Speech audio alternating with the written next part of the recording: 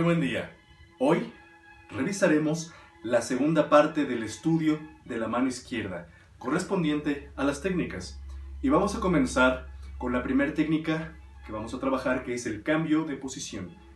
Como ya sabemos, existen muchos métodos para abordar las técnicas del violinista. Por ejemplo, las 6 lecciones de Yehudi Menuhin. En este caso, vamos a explicar de una manera muy sencilla, práctica e integral dicha técnica. El cambio de posición es trasladar un patrón de notas o bloque de una posición a otra sobre el diapasón, determinándose por el primer dedo. Al ocupar el lugar de otro dedo, toda la mano adquiere el nombre de esa nueva ubicación. Por ejemplo, si el primer dedo ocupa el lugar del segundo dedo, se llamará entonces segunda posición. Si el primer dedo ocupa el lugar del tercer dedo, se llamará entonces tercera posición. Al rebasar la cuarta posición, todas las posiciones son imaginarias, debido a que son o corresponden a un modelo complementario e imaginativo. Recordemos que todo se va a basar en la teoría musical, utilizando siempre el recurso de medición, de tono y de medio tono. Recorrer el brazo del instrumento nos da la posibilidad de reconocer todas las posiciones que podemos utilizar. Primero, el codo y la muñeca son fundamentales para colaborar en este tipo de movimiento. Segundo, el dedo índice va a recorrer con ligereza desde la primera posición hasta lo más agudo que se pueda. Tercero, el pulgar debe estar relajado y acompañando al índice en todo momento. Y por último, como cuarto punto, al regresar debemos reconocer el camino en la dirección contraria a como lo hicimos. De la siguiente manera. Movimientos naturales del cuerpo. Pulgar e índice están juntos en todo momento, se van a estar acompañando en todo momento. Y por último, reconocer el diapasón. Hay que procurar evitar tener tensión innecesaria que va a estar deteniendo el movimiento, tanto de ida como de regreso. Es muy frecuente que al subir se vaya obturando la posición natural del cuerpo y al bajar vayamos deteniendo la mano de esta forma. Recuerden todo el tiempo estar relajados.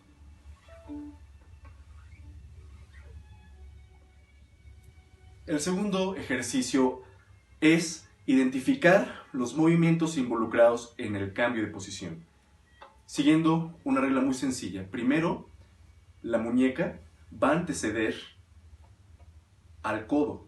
Y segundo, los dedos preparan el cambio de posición, ya sea ascendente o descendentemente, de la siguiente manera. Ascendentemente, la mano debe estar relajada completamente.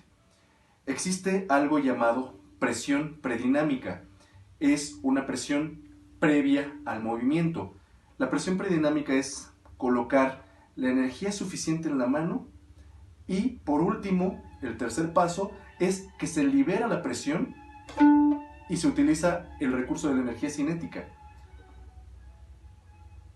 Nuevamente, mano relajada. Presión predinámica es la elevación de la muñeca junto con la presión del primer dedo y por último se libera la energía jalando hacia su cuerpo. El movimiento descendente funciona de la misma manera. Ahora, en vez de haber una presión, existe una tensión. Al llegar a la nueva posición, el dedo en el que se llegó va a ejercer una presión y al mismo tiempo una tensión. Todo el tiempo la muñeca va a intentar ir hacia el siguiente cambio de posición, que en este caso sería descendente, y cuando ya no se puede retener más esta tensión que existe aquí, se libera. Por último, se debe recordar que al llegar a la nueva posición, siempre debemos estar en la posición fundamental, del estado más básico de la mano, relajado, con el dedo pulgar acompañando todo el tiempo al dedo índice. El tercer ejercicio es el portamento. Primero, debemos recordar que la nota digitada corresponde a una presión real del dedo. El cambio de posición es un posicionamiento superficial sobre el dedo que está cambiando y nuevamente existe una presión real del dedo al digitar la nueva posición. El portamento lo vamos a trabajar de la siguiente manera. Por figuras musicales.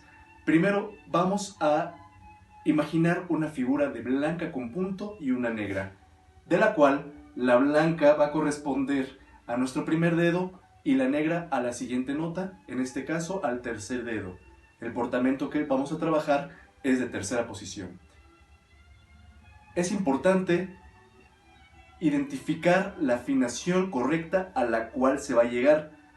Primero es hacerlo real, pues después se trabajará de manera imaginativa.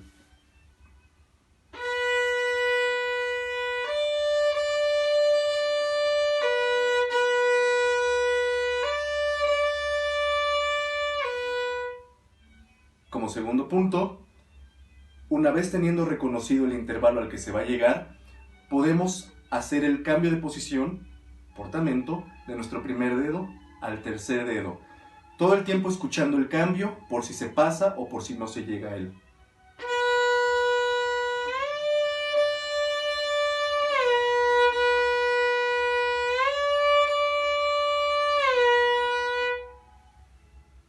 Después de esto, podemos trabajar cambios de figuras. Por ejemplo, se puede ir achicando cada vez más la última figura para que el portamento sea un poco más efectivo. Por ejemplo, trabajar negra con punto y octavo.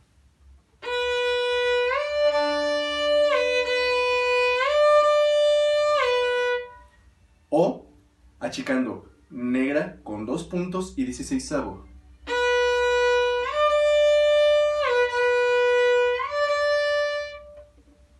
Recordar que en el movimiento del cambio la presión es superficial, o sea, no se debe escuchar un glissando exagerado entre cambio de posición. El análisis y la creatividad en todo momento del cambio de posición, teniendo en cuenta que el cambio de posiciones pueden ser muy amplios, casi infinitas posibilidades de trasladarse de una nota a otra o de una posición a otra.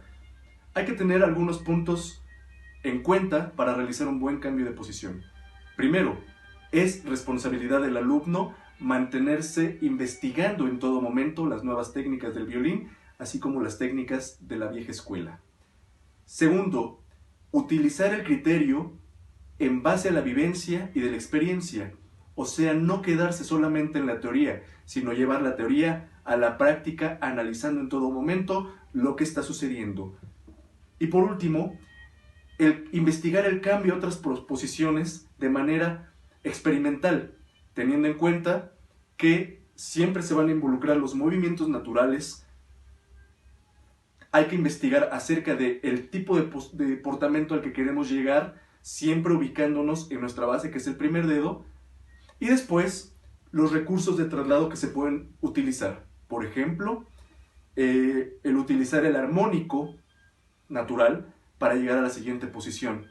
El utilizar también la utilización de sextas u octavas para poder llegar de una posición a otra. Es importante que se mantengan todo el tiempo investigando para poder así desarrollar un criterio propio. Muchas gracias y nos vemos en la próxima cápsula.